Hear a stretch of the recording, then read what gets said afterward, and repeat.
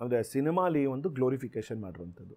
Police ಬಗ್ಗೆ ನಮಗೆ ಒಂದು ರಿಯಲ್ ಲೈಫಲ್ಲಿ ವಿಚಾರಗಳು ಗೊತ್ತಿರೋದಕ್ಕೂ ಒಂದು ರಿಯಲ್ ಲೈಫಲ್ಲಿ ವಿಚಾರಗಳು ತಿಳ್ಕೊಳ್ಳೋದು ಭಾಳ ಅಜಗಜಾಂತರ ಅಲ್ವಾ ಸರ್?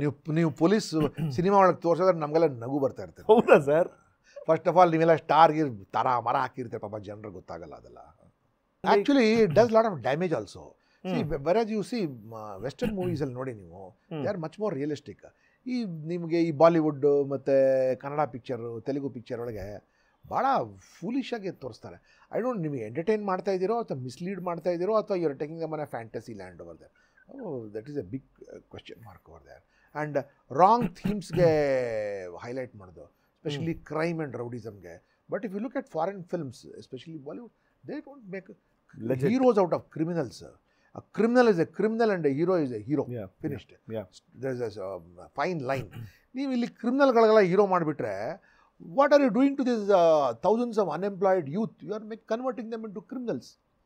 ಇದೇ ರೀತಿ ಇನ್ನಷ್ಟು ವಿಷಯಗಳನ್ನ ತಿಳ್ಕೋಬೇಕು ಅಂತಂದರೆ ಗೋಲ್ಡ್ ಕ್ಲಾಸ್ ವಿತ್ ಮಯೂರ ಅಂತ ಮೇನ್ ಚಾನಲ್ ಇದೆ, ಅಲ್ಲಿ ಹೋಗಿ ಪೂರಾ ವೀಡಿಯೋನ ನೀವು ನೋಡಬಹುದು.